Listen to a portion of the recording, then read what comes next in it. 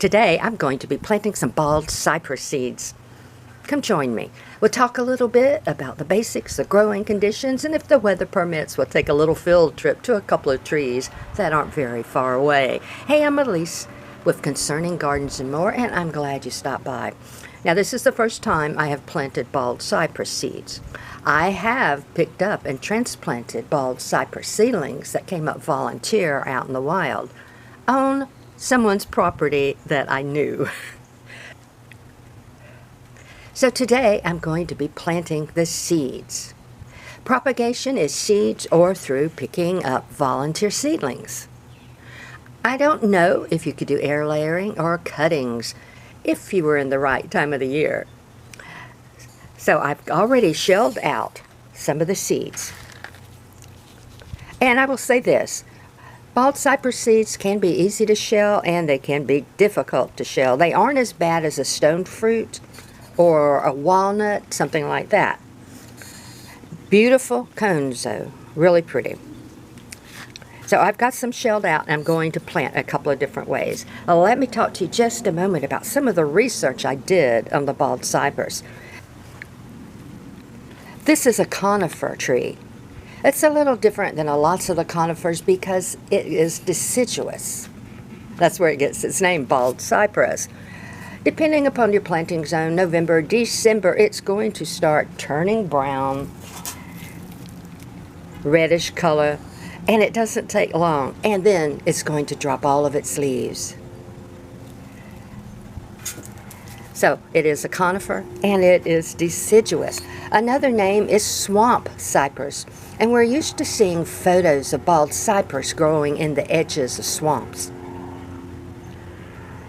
But this particular cypress that I hope to look at today is actually growing in the soil.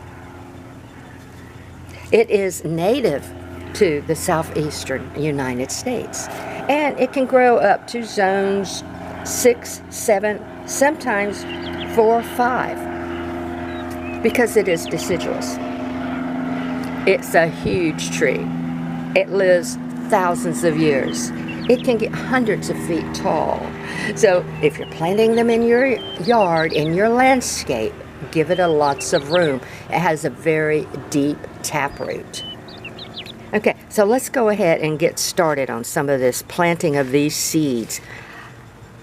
I have soaked these seeds for several days, and I will share this. When I first started doing my research, it was really confusing. This article would say this, another article would say just the opposite, and it just went back and forth, back and forth. Now, I've picked up seedlings before, so that's really the easiest way, but then you don't get the joy of a hands-on planting and watching the little seedlings come up. All right, cracking the seeds out. It's not the easiest thing in the world, but it is doable. Just with a little tip. Let your seed cone get completely dry. And this is a cone. And it's a really neat cone. So before I actually start planting this, I want to talk just a little bit about the seeds themselves. The bald cypress is monoecious, which means it has male and female parts on it. And it has cones, but not like we normally think of, like pine cones. Early in the spring, when the tree is first budding out and putting on new growth, it's going to make panicles of male flowers. Now, this is a dried panicle, but that's basically what it looks like. It would be green, maybe a little yellowish out in the wild when it first comes out. It's going to be covered with pollen.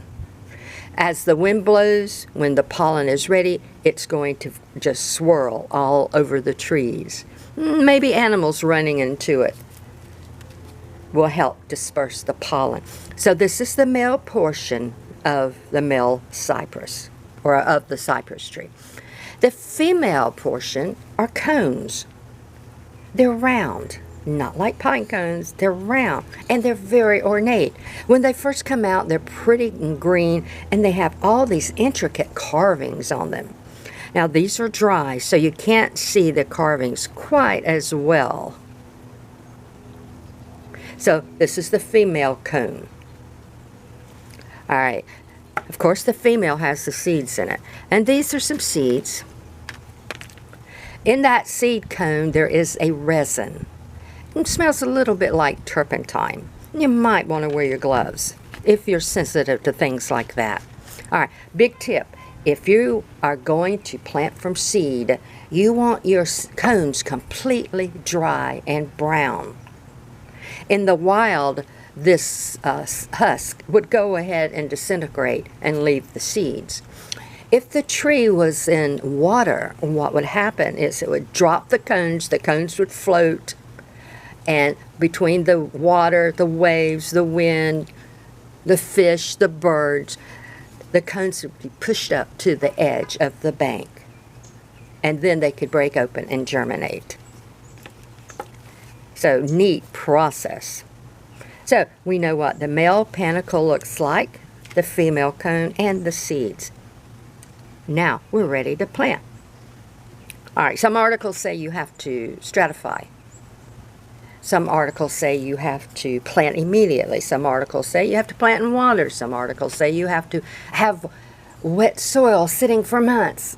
It's really confusing. I'm going to take the easy way out. I have enough seeds that I can do a couple of things today and save some for later in the year. So the first thing I'm going to do is get some of these cones out of my way so I have room. I just have a brown paper bag. What I'm going to do is take these, label this bag,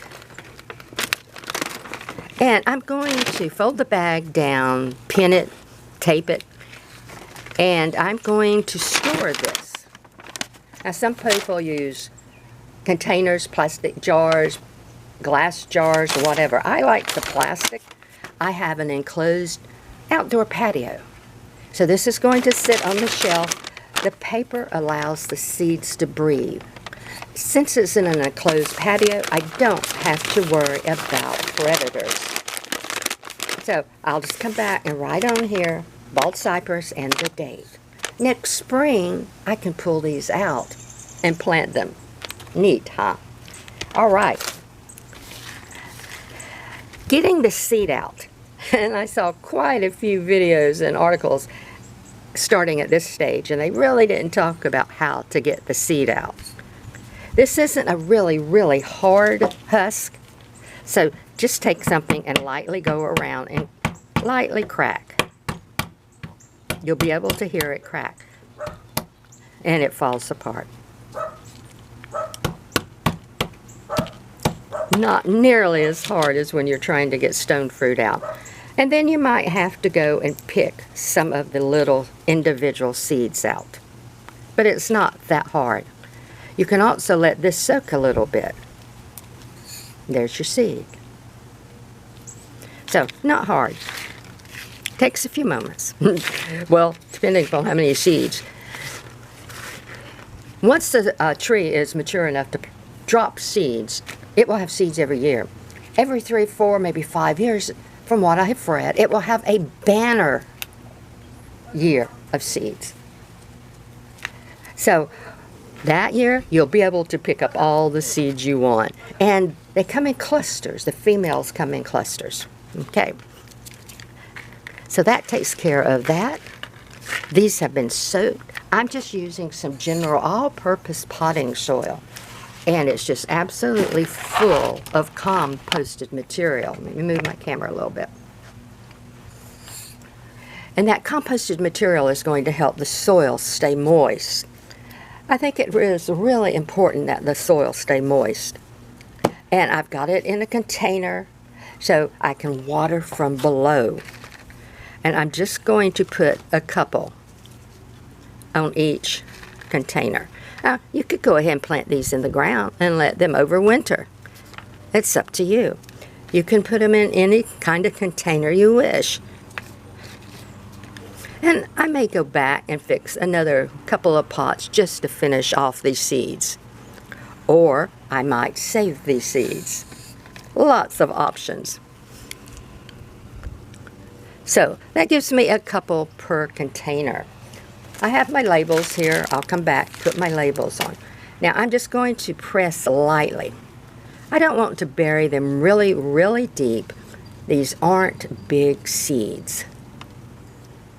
Nice, fluffy, moist soil, just full of composted material. Big taproot, don't plant it too close to your house. Like I said, yours can live thousands of years and gets huge. All right, that's it. I'm going to water these very, very well. Label them, put them somewhere quite warm, and that's it. All right, next experiment.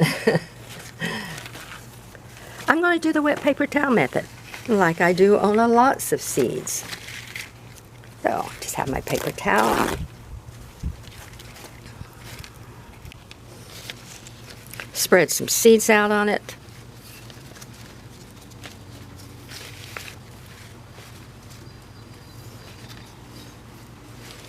Dampen it.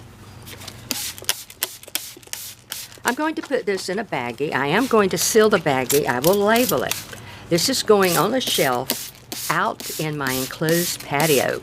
It's going to be warm. It's going to be cool. I'm in zone 9B, 10A. We're in the 80s during the day. We're just beginning to have a little cool spell here in the middle of November. And I just folded that loosely. Put it in my baggie as straight as possible. Now I seal my baggies, not all people do. And I'll come back and write on here what this is, and I'll put the date. So that's done. So in just a few moments, I have 3 methods of handling bald cypress seeds. In moist soil, in the wet paper towel method, and some that I am saving for spring. Neat, huh? So let's go see what the weather's going to be doing, and we'll try and visit some bald cypress out in the wild. Well, this is about as far in the wild as I could get today, but here are 2 magnificent specimens of the bald cypress. Bald cypress is a conifer, but unlike some conifers, the bald cypress is deciduous. Thus the name, bald cypress. Right now, it's still leafed out green with a few tinges of the red. Pretty soon, it's going to turn all red and drop the leaves completely. Even when the leaves are gone, the structure of this tree is really great. And I'm going to get up under here and shoot up so you can see it. Look at that. Isn't that neat? The bald cypress is a little pyramid shape, little conical shape. It doesn't have that big round canopy like some trees do. Very light, lacy foliage. Look at that. Isn't that pretty? Now all that's going to turn red soon. I want to show you something over here. If you see this big outgrowth here, and I know my camera's not going to pick it up very well, that's a tillandsia. Isn't that gorgeous? I can't wait till next spring when it blooms.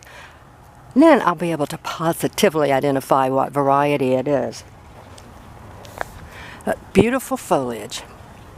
Now this will put on a magnificent display of red when it starts turning, but it only lasts just a little bit, and then the cypress will go bald. Another great thing about the bald cypress is the tree makes what is called a buttress. And a buttress is where the trunk at the base comes out and extends out enough that it supports the tree. Especially when we think that cypress trees, bald cypress, normally grow in water. But as you can see, these are 2 great specimens that are growing in dry land. So these buttresses come out at the base of the trunk, and they can get quite large. I think I have a photo I can put on for you. So their job is to help hold the tree in place. They also help with soil erosion. And when the buttresses are large enough, you'll get little hollows in here. And the animals use that for hiding, nesting habitats. Neat, huh? Beautiful bark. But I really love the sculpture of that tree. Isn't that pretty?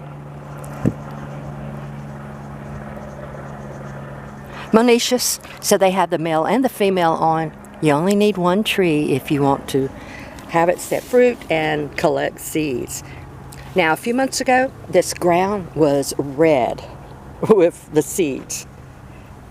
This is in a right-of-way area, and what happens is they come through with the big commercial mowers and just cut everything to pieces. But the animals loved it.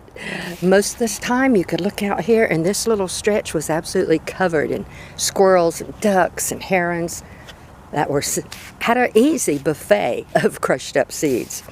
Another feature of the bald cypress is what is called a knee. K-N-E-E. Now this one's small because the lawnmowers have been running over it. And again, I think I have a photo I can list for you. And look at there, here's another one coming up. What those are extensions of the tree root. So you've got the tree going down and then you'll have lateral roots coming out.